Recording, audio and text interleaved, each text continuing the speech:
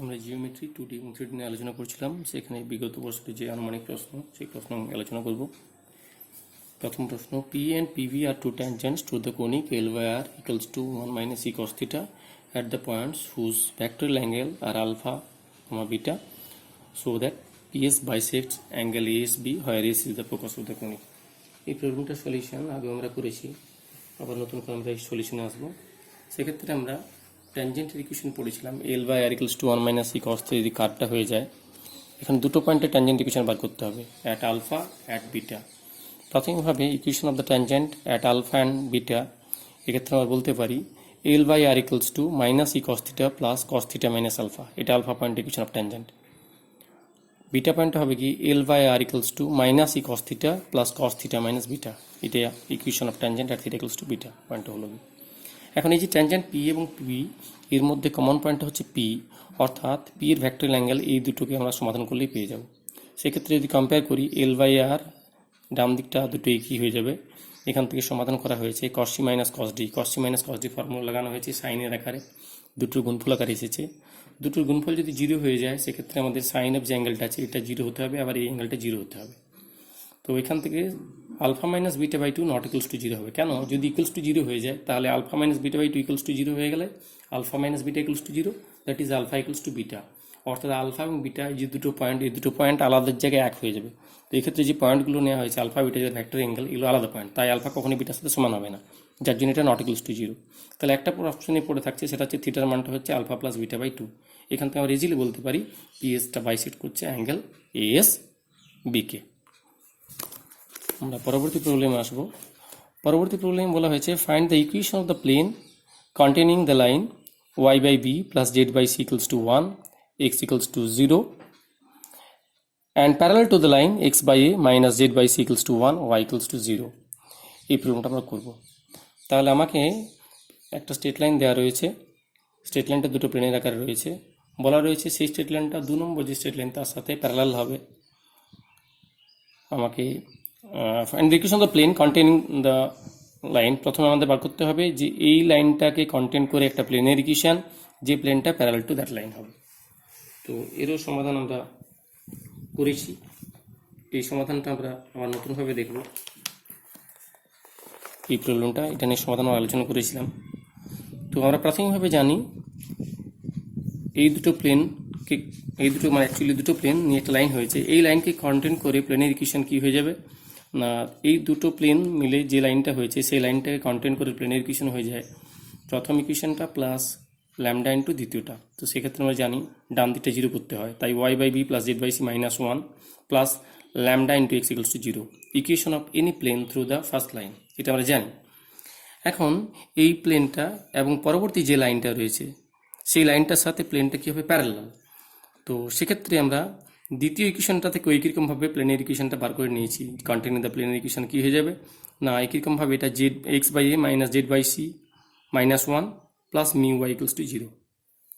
মানে দুটোকেই আমরা দুটো লাইনকে কন্টেন্ট করে প্লেনের ইকুয়েশন বার করে নিয়েছি। এটা হচ্ছে প্রথম লাইনকে কন্টেন্ট করে প্লেনের ইকুয়েশন, এটা হচ্ছে দ্বিতীয় লাইনকে কন্টেন্ট করে প্লেনের ইকুয়েশন। এরা পরস্পর প্যারালাল কখন হবে, যখন এক্সের সহগ বাই এক্সের সহগ, y by y, z by z. তো এখানে এক্সের সহগ হচ্ছে ল্যামডা, এখানে এক্সের সহগ হচ্ছে 1 by a lambda by 1 by a, y সহগ 1 বাই বি ওয়াই সহগ, এখানে হচ্ছে মিউ, জেডের সহগ এখানে 1 বাই সি, তাই এখানে 1 বাই সি, এখানে জেডের সহগ মাইনাস 1 বাই সি, এখানে এটা মাইনাস 1 হয়ে যাবে। সেক্ষেত্রে আমরা ল্যামডার মান মাইনাস 1 বাই পেলাম, মিউ এর মান মাইনাস 1 বাই বি। এক্ষেত্রে যে কোনো একটা তো আমরা বসিয়ে দিলে পারি। ল্যামডার মানটা আমাদের এটা ইকুয়েশনটা ছিল, প্রয়োজনীয় ইকুয়েশন। ল্যামডার মানটা আমরা বসিয়ে দিলাম। ল্যামডার মানটা বসিয়ে দিলে আমাদের যে প্রবলেমটা ছিল equation of the plane containing the first line and parallel to the second, এটার ইকুয়েশনটা এটা হয়ে যাবে। পরবর্তী প্রবলেম,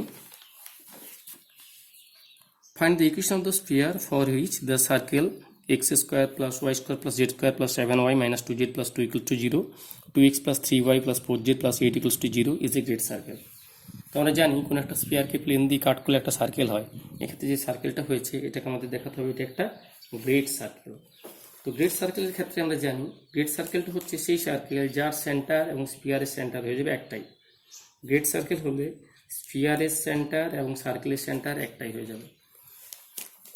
এখন যেহেতু সার্কেল ইকুয়েশন দেওয়া আছে, সেক্ষেত্রে আমরা স্ফিয়ার ইকুয়েশন পেতে গেলে আমাদের যে স্ফিয়ারটা এবং যে প্লেনটা মিলে সার্কেলটা তৈরি হয়েছে, সেক্ষেত্রে আমাদের স্ফিয়ার ইকুয়েশনটা হবে প্রথমটা প্লাস ল্যামডা ইন্টু দ্বিতীয়টা ইকুয়ালস টু 0 করে, বা যে কোনো একটা আরবিট্রারি কনস্ট্যান্ট আকারে।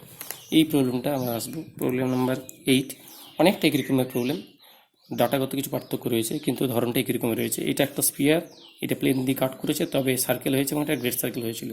সেক্ষেত্রে স্ফিয়ার ইকুয়েশন হবে এটা প্রথম পার্টটা যা ছিল প্লাস ল্যামডা ইন্টু দ্বিতীয়টা। ঠিক আছে, এক্ষেত্রে অবশ্যই খেয়াল রাখতে হবে ডান দিকটা ইকুয়ালস টু 0 করে। তাহলে equation of the sphere through the given circle is এটা হলো, হয় ল্যামডা ইজ এ প্যারামিটার। তাহলে এখানে ল্যামডাটা হচ্ছে আননোন, এই ল্যামডার মান জানলে আমাদের ইকুয়েশনটা বেরিয়ে আসবে। এখান থেকে আমরা কি করব না, এই স্ফিয়ারের সেন্টারটা বার করে নেব। স্ফিয়ারের সেন্টারের কোঅর্ডিনেট আমরা জানি, এ আকারে থাকলে x square plus y square plus z square plus 2x plus 2vy plus 2wz plus d equals to 0 হলে minus u comma minus b comma minus ডাব্লিউ হয়ে যায় সেন্টারের কোঅর্ডিনেট। সেখান থেকে আমরা minus u minus b minus ডাব্লিউ করে সেন্টারের কোঅর্ডিনেট পেয়ে গেছি। আবার গ্রেড সার্কেল হলে, যেহেতু গ্রেড সার্কেল, তাহলে স্ফিয়ারের সেন্টারটা অবশ্যই কোথায় থাকবে, এই প্লেনটার উপরে লাই করবে। এই যে স্ফিয়ারের সেন্টারটা পেলাম, এই সেন্টারটা অবশ্যই প্লেনটার উপরে লাই করবে। তাহলে এই পয়েন্টটা এই প্লেনটাকে স্যাটিসফাই করবে, অর্থাৎ এক্সের জায়গায় এটা বসাবো, ওয়াইয়ের জায়গায় বসাবো এটা, এবং জেডের জায়গায় বসাবো এটা। এখান থেকে সলিউশন করে আমরা ল্যামডার মানটা পেয়ে গেলাম। যেই ল্যামডার মান -1 পাওয়া গেল, এখানে ল্যামডার মানটা -1 বসিয়ে দিলে আমাদের required equation of the sphere চলে আসবে, অর্থাৎ required equation of the sphere এই আকারে চলে এলো। এটা হলো গিয়ে স্ফিয়ারের প্রয়োজনীয় ইকুয়েশনটা। আমরা চলে আসবো পরবর্তী প্রবলেম।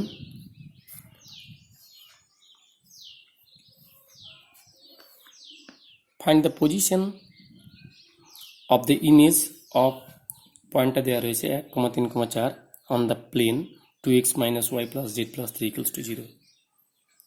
অর্থাৎ পি পয়েন্টার ইমেজের কোঅর্ডিনেটটা বার করতে হবে। Find the position of the image of the plane, একটা প্লেনের সাপেক্ষে একটা পয়েন্টের ইমেজ আমাদের বার করতে হবে।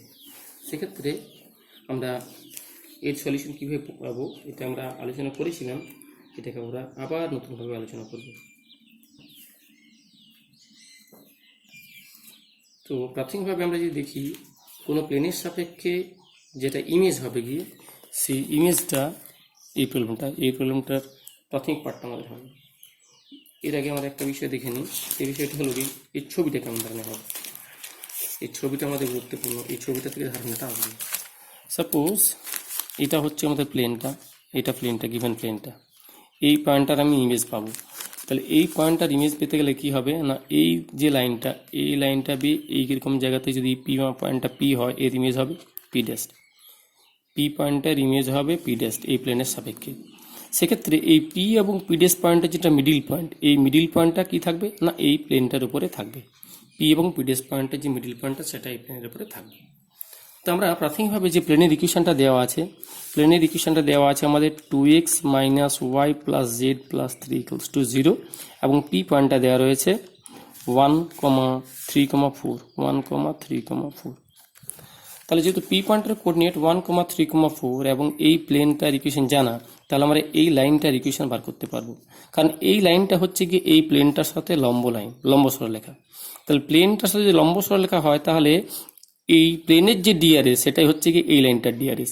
অর্থাৎ ডিআরএসগুলো হলো 2, -1 আর 1, 2, -1 আর 1।